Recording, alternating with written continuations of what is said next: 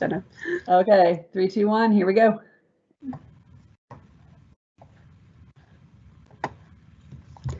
Hi, everyone. Thank you for joining us for our third in what is our invasive species webinar series with the Ohio Department of Natural Resources in partnership with Ohio Sea Grant. We thank you for joining us today. Today's episode, as I am calling them, is about terrestrial invasive plants.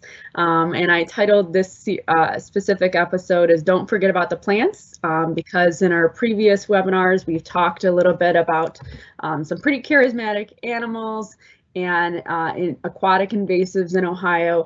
And plants are just as important, and not only the invasives, but we're going to learn about some great native alternatives. So we're really excited to have some speakers here with us today, some experts from across our partner organizations in Ohio. What I want to do before I introduce them is I'm going to share, if I can, my PowerPoint here with a reminder about our webinar series. So I'm going to see if I can get this to work. Bear with me. Okay.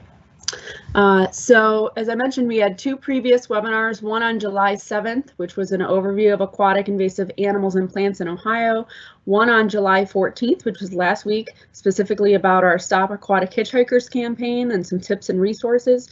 Today's webinar is about the plants, specifically terrestrial invasive plants, but we have 2 more webinars in our series that we hope you'll be able to join us for.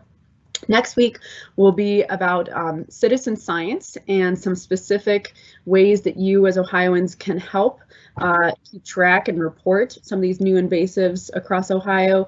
We'll be hearing with some of our colleagues from Ohio State University Extension for that webinar.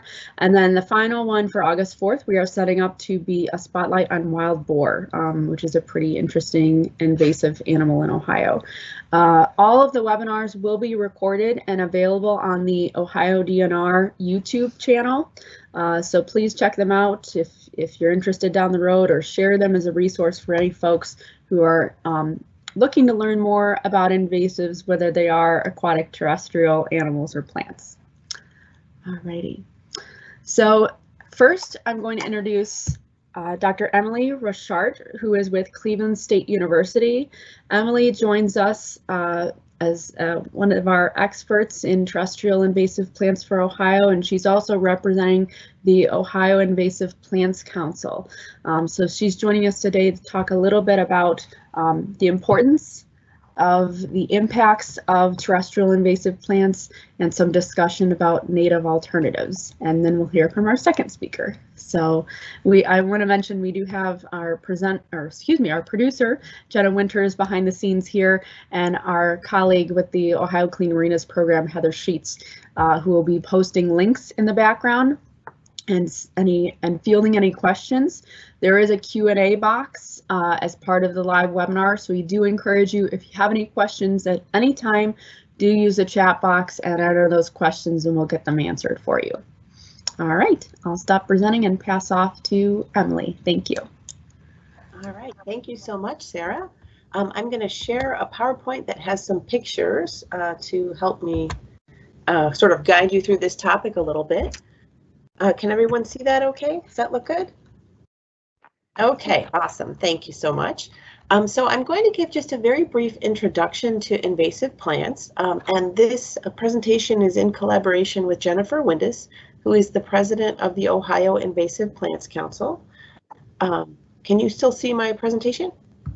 Okay, somehow it disappeared for me for a second, but it's still here. Good, okay. And my name is Emily Rauschert. I'm a professor at Cleveland State University. And I conduct research on invasive plants, often in collaboration with students. Most of the work that we do is field work outside, because it's much more fun to be outside, but we also do some lab work, greenhouse work, and modeling work. And we're interested in answering questions about why species are very invasive in some places and not in others, and what types of impacts invasive plants are having in Ohio. So first of all, the question I usually get is, what are invasive species? So invasive species, first of all, are not natives. They are not from Ohio. And pictured here is just a horrible, nasty thistle I used to work on. and it is native to Europe and Asia. And a lot of our invasives are native to Europe and Asia, but it has managed to invade most of the United States, as well as parts of Canada, and it's also considered an invasive species in South America, Australia, New Zealand, pretty much everywhere it's not from. But the other aspect of being invasive is that invasive species need to cause harm in some way for us to consider them invasive. So sometimes they cause economic damage, sometimes they impact people's health in negative ways. They can actually change the way that ecosystems function and reduce the diversity of our native plants and other native species, not just plants. And I do like to remind people, not all non-native species are actually harmful. So some of the species that we like to eat, and it's very important for us to grow here in Ohio, are actually not native species. So we don't consider them invasive until they're creating a problem. And as I mentioned, one of the problems that we see is that some invasives cost a lot of money, in hundreds of billions of dollars even. And some of this has to do with their impacts on agriculture. So the most easy ones to sort of measure what their impacts are agricultural weeds or even insect pests of agriculture, but also forestry pests and livestock diseases. But they also cause problems in lots of natural areas, so this is not just an agricultural problem. In Ohio, we are lucky enough to have over 3,000 beautiful plant species. Interestingly, at this point, about a quarter of them are not native, so not originally from Ohio. And probably around 100 or so of them, maybe less than 100, are actually invasive in some of our natural habitats. So the ones that we're not using for agriculture or using to build homes, we have some plants that are causing problems in our natural areas. A lot of research has been done to try and understand why plants become invasive, but they do have some characteristics in common. Many of them grow very rapidly, reproduce rapidly, and many of them are missing the things that would normally eat them. So sometimes it's specialist insects, sometimes it's diseases that they have in their native ranges, but that somehow didn't come along with them to Ohio, and so they grow without any checks on their growth. Okay, and then in terms of how they got here, a lot of it is actually us. So it's thought that over half of invasive plants were actually introduced for botanical gardens or through the horticultural trade. Initially, people didn't recognize that this was such a big issue, but now botanical gardens are much more careful, and we work actually in partnership with the horticultural industry as much as possible to try and prevent future problems. Okay, and then as I mentioned before, invasive plants impact all habitats in Ohio, including woodlands, lakes, ponds, and streams. And I think in this seminar series, you've heard a little bit about aquatic invasives, which have become a big problem in Ohio. But invasives also impact grasslands and wetlands as well. Okay, so one of the things that's nice to know is what are the invasive plants that are in your backyard? And so there's a few examples listed here that are fairly common. So on the lower left, you have Japanese knotweed, which is very common, especially along rivers and things, but people planted it on purpose. Actually, my mother planted it on purpose maybe 30 years ago, and we have been trying to get rid of it. Some of them are rather difficult to get rid of. Japanese barberry is something that people commonly plant as a ornamental plant for their yards. And winter creeper is also commonly planted as a ground cover because it does a pretty good job with that, but it also can outcompete native plants. So in the end, some of these things that we are bringing into our backyards, or that maybe the previous owner of your house planted in your backyard, can actually escape into natural areas and cause problems for native species. So one of the nice things about our times is that we do have lots of resources, excuse me, to help you figure this out. So listed here is one of the apps that has become increasingly popular. I use it with my students and they really love it. It's called Seek by iNaturalist. And Seek is it's an app for your phone where you can take your phone and you hold it up to the leaves of a plant or the flowers of a plant, and it will tell you its best guess for what that is. And that's one way to try and figure out if you have something that's growing out of control in your yard and you want to know what it is and how to manage it. then Seek can help you get started with figuring out what it is. There are several other really useful apps, and I think one of them will be featured next in the webinar series. There's something called EdMaps, which has to do with early detection of invasives, and there are lots of regional versions of that that can help you figure out what the local invasive species are. And besides that, there's an app that I use that's called Picture This. Picture This is not free, unlike Seek, but Picture This sometimes does a slightly better job figuring out what the plants actually are. And this works for native plants and for non-native plants. And I actually used Seek in Europe not too long ago, and it does pretty well anywhere you go. It can identify or help identify some of the plants. Okay. Excuse me, I'm sorry about my allergies have been affecting me more than usual. So I want to talk a little bit about what the Ohio Invasive Plants Council is. First of all, so Jennifer Windus, who's a collaborator on this presentation, is the president, and I am the research chair. And it's a group of interested parties who are interested in understanding and educating and providing information about how invasives are impacting Ohio ecosystems.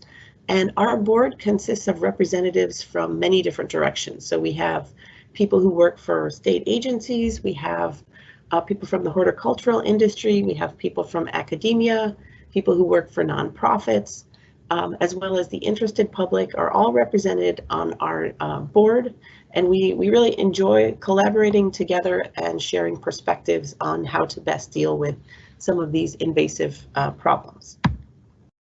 So as I mentioned, one of the things that we do is provide information for the public, and we do public programs. Usually we have lots of workshops. Of course, this year has been a little different, but we also have publications about invasives in Ohio and also about alternatives for some of those invasives. So we do have a website, that's oipc.info, which is where we have a lot of information about particular invasive plants and also about how you might manage them or try to get rid of them. Besides that, we have a listserv. So if you're very interested in invasive plants, you might consider joining our listserv. It's fairly active and people post new questions, both about what the species could be or how we might deal with it, but also about upcoming events, educational events that are focused on invasives. One of the things that we do that the next speaker is heavily involved in, which is very important, is that we do risk assessments to try and determine whether particular non-native species are actually causing a problem.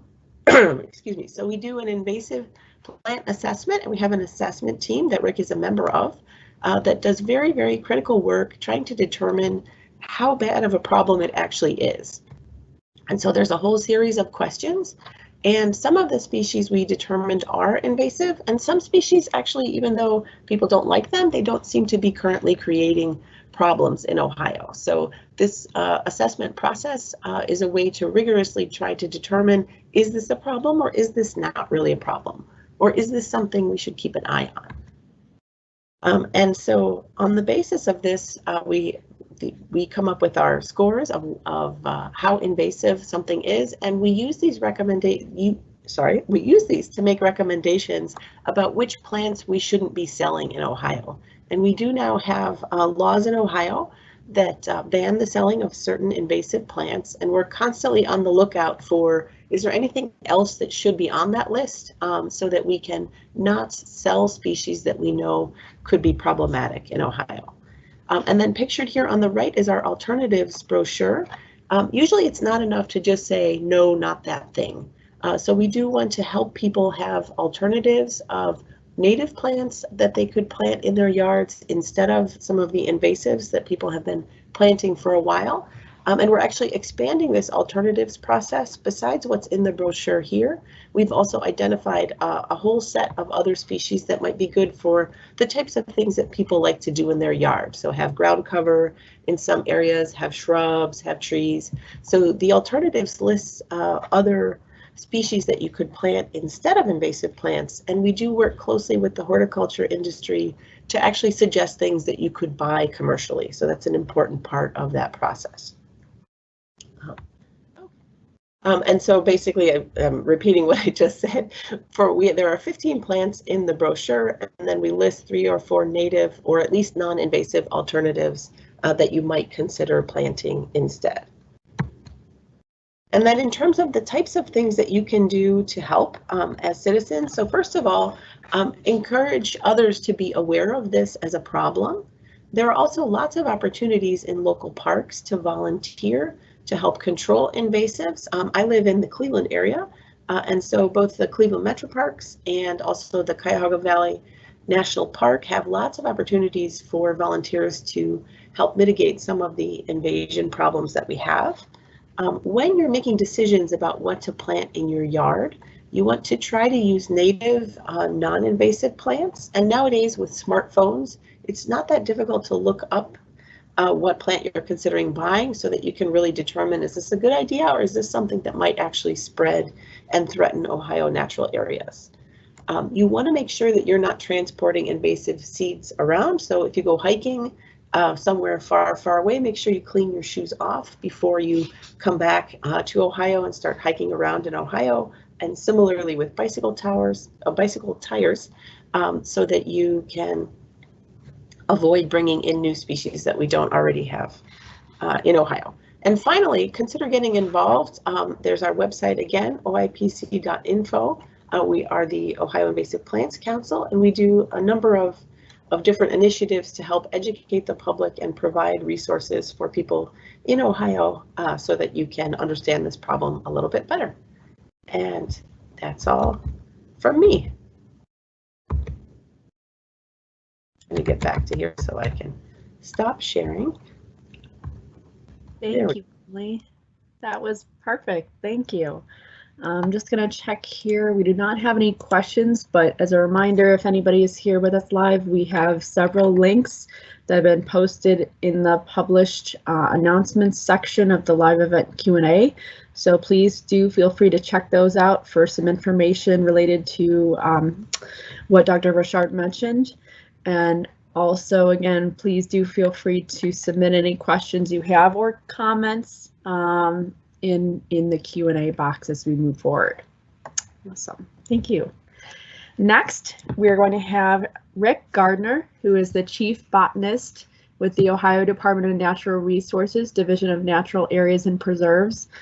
So we're really lucky to have Rick. He's a busy man, so we appreciate him taking his time to talk a little bit about what ODNR is doing and some more information on terrestrial invasives and native alternatives there. So I'll let you take it from there, Rick. Thank you. Well, thank you, Sarah. Let me see if I can find the screen I want to share. And get this started. Yeah, I'm Rick Gardner. I'm the Chief Botanist of the Division of Natural Areas and Preserves, and it's going to introduce real quickly about our division, which is within the Ohio Department of Natural Resources. Our division statutory guides us to protect the last remnants of our natural heritage. And what I mean by natural heritage, it's what was occurred in Ohio at pre-settlement. The map I had just a second ago was the original vegetation map of Ohio when first settlers came to Ohio, and our division tries to protect these last remnants of our heritage, our natural heritage, and then manage those sites and work with other partners in managing sites that they own that are also state significant. And our role in other areas is doing rare plants, tracking rare plants, and of course non-native plants, which is we're talking about today, is something that our division is very much involved. Emily mentioned I'm on the I work with the assessment team with the Ohio Invasive Plants Council, and our division's always has been involved in the natural area. Ohio Invasive Plants Council when it was just being even coming up the idea of creating the council, and been involved ever since. And I'm involved heavily with the assessment team. And what I'm going to talk about is kind of what our division does and how you yourself can be involved with our division and other, as Emily mentioned, you working with the local park districts, then we have metro parks, county parks, any of those. You can help protect these special areas and provide habitat improve the habitat for wildlife and native plants. Now, non-invasive plants, the terrestrial plants, yeah, but as Emily touched on, there's about 3,000 species. Actually, it's a little higher than that. We've been finding more species of non-native and native plants in Ohio since that that number was created. And as Emily touched on, a number of these plants were introduced for landscaping, ornamental reasons, but also some just came across accidentally, and the conditions were right, and they have the biology that they've been able to spread into our natural areas and become, in some cases, very common throughout the whole state, and hard not to see one if you walk in the woods or something like that. Now, I have pictures of 4 invasive terrestrial plants that 3 of the 4 were introduced for ornamental. One that's been receiving a lot of attention the last few years is the one second to the left there, poison hemlock. It's a plant that rightfully so is called poison hemlock because the whole plant is poisonous and very deadly. It's reported that it was the plant that the sap was used to kill Socrates, and so it's hard to believe that that plant was actually brought to our continent as an ornamental at one point, and brought in because of its beauty, not as much as it's not thinking about the poison aspects of it. And but this is a graph that the Nature Conservancy produced, and I've used it over the years. It's a graph. This is the only graph that I'm using. It on the y-axis, the acres infested, and then on the x-axis is time. And when a plant's first introduced and it starts to spread a little bit,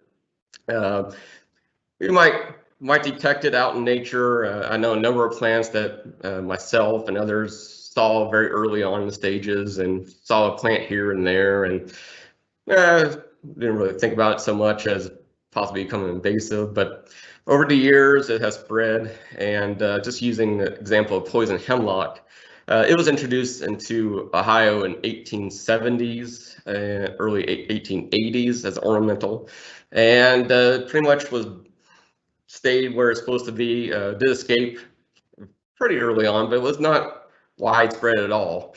And then as time going on, in the last probably the last 20 years, it has really skyrocketed in its distribution, and that's typically when it's widespread and very visible. People come in contact with it. That's when the public is aware, and when it gets to that point, usually it's going to cost a lot of money and a lot of labor and effort to try to control it. And poison hemlock's the case of that. It is so widespread, really it's not feasible to ever try to control that plant with the means that we have today. So we try in our division to get as early detection as possible, and then try to remove that plant from the natural area as soon as possible. It's a lot cost effective. It nip the bud in the sense of spread. Of course, we can't control what's happening around our state nature preserve, but at least we can try to keep it out. And if we wait too long, then the amount of effort increases a lot. So that's what that graph all shows. And this is the case with all invasive plants, terrestrial and aquatic. Early detection is very important, and then having a rapid response. If you just detect it and say, oh, it's there, like I mentioned, you see it in nature and you're just like, oh, it's not, it's just an oddball escape, and not take care of it. That could become a real issue, and a number of examples of that. Calorie repair was probably some example of that. So we do a lot of early detection work, try to get out there, and myself and staff go out in the field and walk our preserves and map the invasives. And then, which is what Andrew Gibson, my colleague, is doing on the left, and then on the right is preserve manager going out there and then controlling the invasive plant in the field after we detected it. Now, that's just an example. It doesn't always work that way, but this is one of the things that we do. And then we do a lot, our staff do a heck of a lot of work on the ground, controlling invasive plants. It's the #1 issue that we have. I mean, yes, there's altercations to the environment, wetlands. There have been altering of the hydrology and stuff like that. But in the sense, right in the natural area itself, and something that you see and see declines of myself and others in our do monitoring, and we can see a drip in let's say a state listed plant, and it's because glossy buckthorn, which is a common invasive shrub in our wetlands, is shading it out. So we have to go in there, control the invasives. We use manual and chemical controls. Chemical controls is we use a lot. I mean, we try not to use chemicals, and we use chemicals that don't persist in the system. They rapidly degrade, so they're not in the ecosystem for very long. And we do a very pinpoint control on the invasives because, like I said, we have a lot of rare plants and animals in our preserves. That's why one of the reasons why we protected them. So, and they're often growing side by side with invasive plants. So we have to be really careful what we're doing. So we do a lot of technical work, and we teaching our staff, and our staff work with other land managing agencies inside the state of Ohio and also outside the state of Ohio, try to get the best techniques to get the biggest bang for a buck in controlling these invasive plants. And volunteers are extremely important to us. They provide a lot of labor, and we try ourselves to, after doing some work out in the field, actually go and our staff do some interpretation and also show some of the things some of the special things that are in the ecosystem that they're helping us work in. So we have school groups. The group on the left is a school group that came out and helped control garlic mustard, which is one of the more common invasive plants that we have volunteers help us with, because manual control is effective. So, and it's a pretty easy plant to identify. So we have, that's probably our most common one-day group event. And then we have scheduled events. We have Ohio Natural Areas and Preserves Association, which is a nonprofit organization that was created by former staff and other concerned citizens who care about our division. And so they created this nonprofit to help support us. And one of the biggest supports they give us is providing volunteers and scheduling work days. And the picture on the far right is one of those days of people volunteering the day and help control woody invasives. Our staff, because we use strong chemicals, we have to have a certified license. So our staff usually does the using the chemicals, and then the volunteers do the carrying of the wood, the debris and stuff like that to piles, and do the cutting, and we do the chemical control. Now, like the Ohio Natural Areas and Preserves Association, they have a number of staff that have licenses to do that application.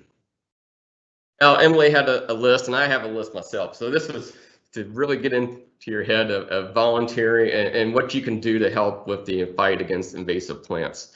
As Emily well said, invasive plants, not all non-native plants are bad, just a few, but the ones that are, unfortunately, they do have a huge impact. Our science staff like Emily and our universities in Ohio have done a lot of research on invasive plants and have led the way on a number of these invasive plants, learning how they impact our species, environments, and also how to control them. So, and our staff worked with them over the years as well with providing habitat, places to do the work and also participate. So keep an eye out. You're watching this webinar, so obviously you have an interest in invasive plants, so that's a great start.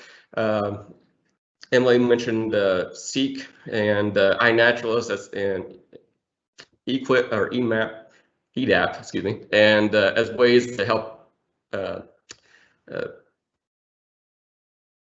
mark observations of these invasive plants. We use iNaturalist a lot and Seek to see where invasive plants are at and see how fast they're spreading. And that's one of the things I personally do a lot of. Clean your gear.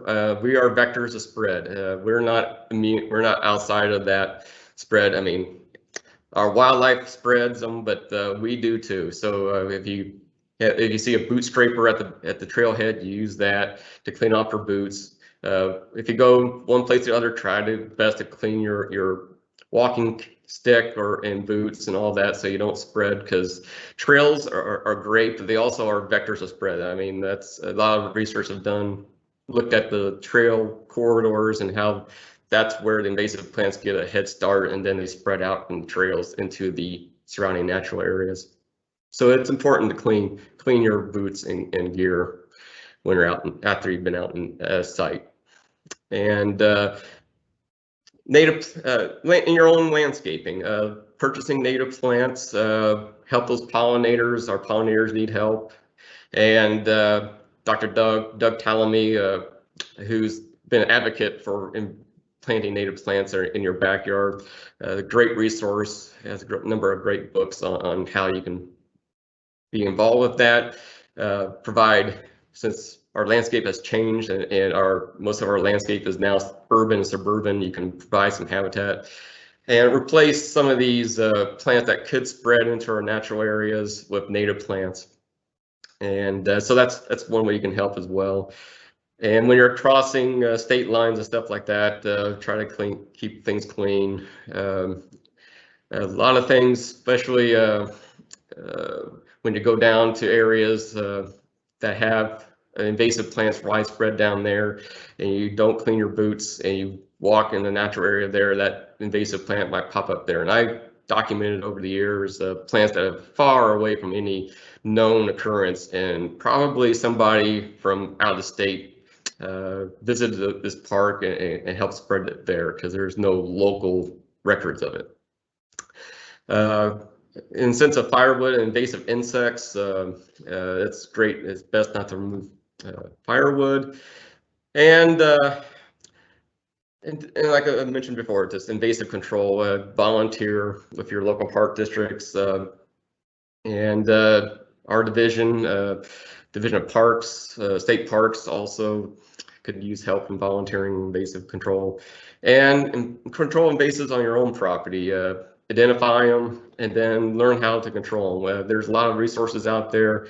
You can contact our division. The Ohio Invasive Plants Council has a lot of great information, and we can help you learn how to control invasives on your own property. We use strong, you have to have a license to buy the chemical concentrations that we use, but you can go to Rural King or Tractor Supply and get the over-the-counter chemicals. Roundup, the most common one, that you can buy and help control the invasives. If you have a larger infestation, that manual control is not feasible. And I mentioned that you're part of this seminar or webinar, so you're interested in wanting to educate yourself and educate others. Been part of invasive plant education for almost 30 years, and we've come a long way. A lot more people are knowledgeable about invasive plants, but there's still a lot more to be done. So I strongly urge you to do that. That's my contact info, and that's the end of my presentation. I'll turn it back over to Sarah. Thank you, Rick. That was perfect.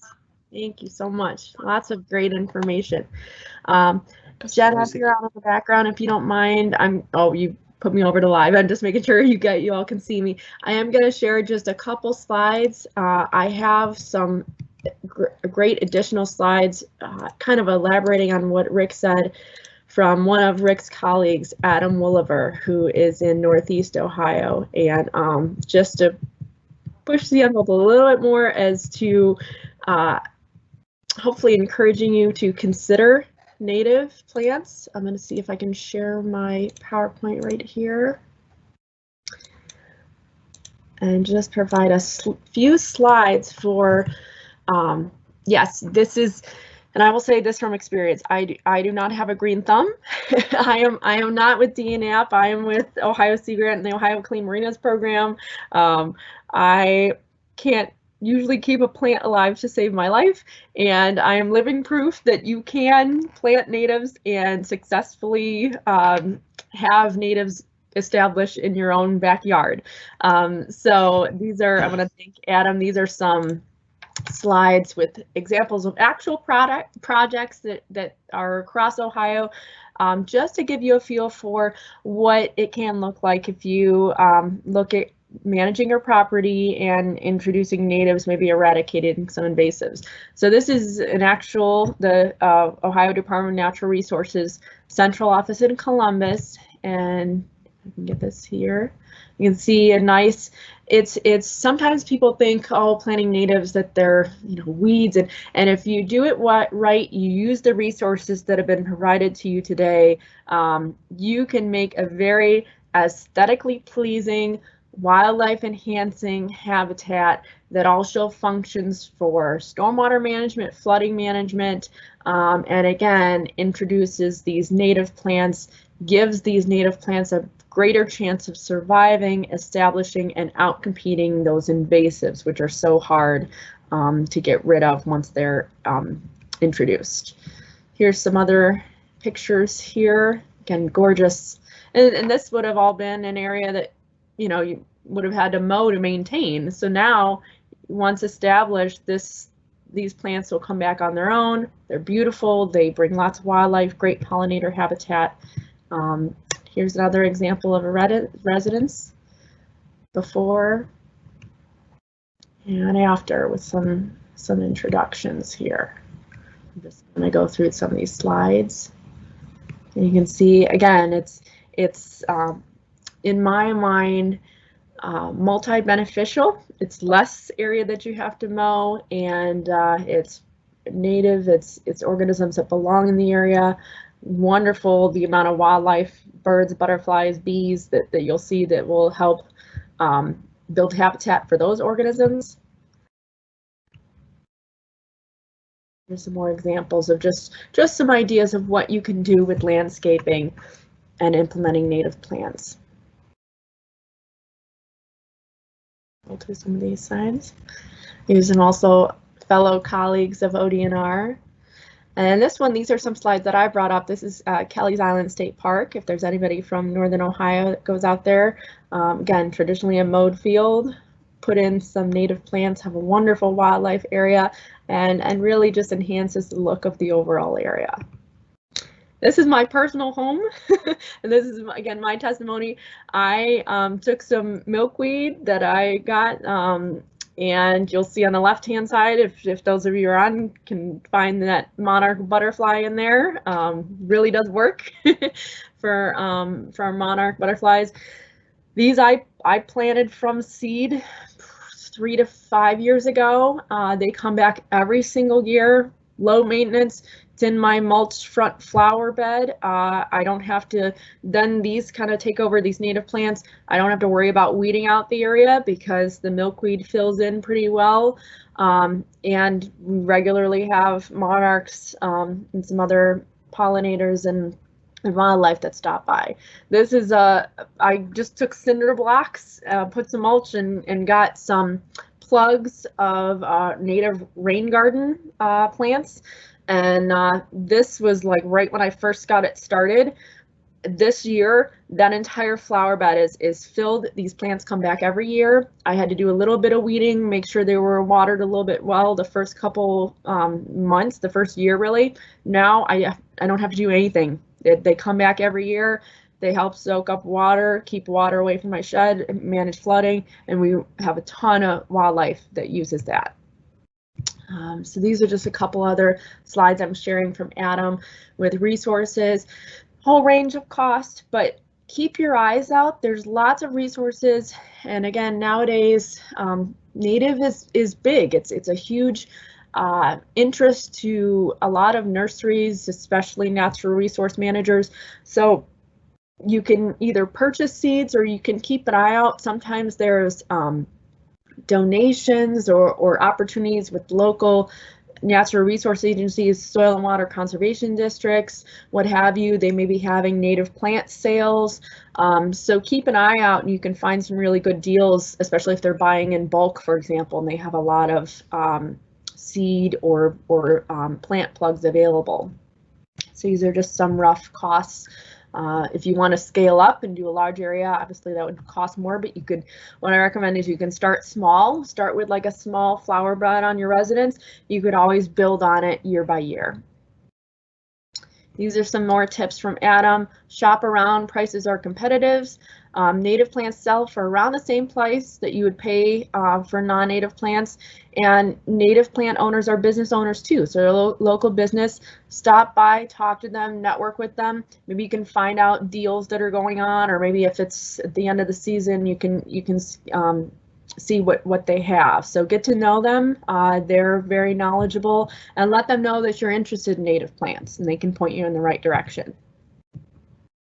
These have already been mentioned by our speakers, but just to again emphasize, there's lots of benefits of going native, and it may seem you know, not burdensome, but a little overwhelming, but I'm here to say it's not, because I've done it and I'm traditionally not very good at anything with plants. The final thing I'll share is there's a great resource from LEAP. I can't remember, Rick, you may know the acronym, but it's they have native plant nurseries map, which are nurseries where you can get these types of plants across Ohio and elsewhere in the Great Lakes if you're from outside of Ohio. So I encourage you to check out those resources, as well as some general resources here. We'll try and share some of these resources in the chat, but this will also be available in the YouTube recording. So with that, I think Adam has one final, yep, Lake Erie Allegheny Partnership. There's that acronym. So these are just some acknowledgements for the folks that contributed to his presentation. But please do feel free to contact any of us. I'm going to stop sharing my screen here and just double check that we haven't got any questions. Okay.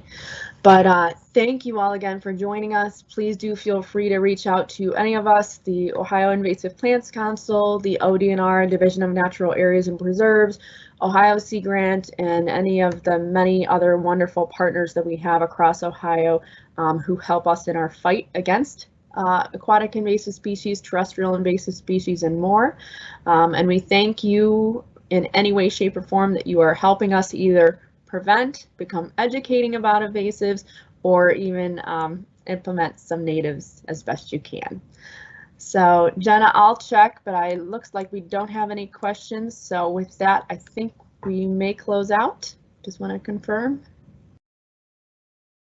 Yep, I don't see anything. Okay, sounds good. Thanks again, everyone. And a reminder, join us for the next couple webinars. All the webinar information you can find on the Ohio Clean Marinas and Clean Boaters event page on Facebook, and all webinars completed up until now will at some point be posted on the YouTube page for the Ohio Department of Natural Resources. Thanks again and have a great rest of your Wednesday. Bye.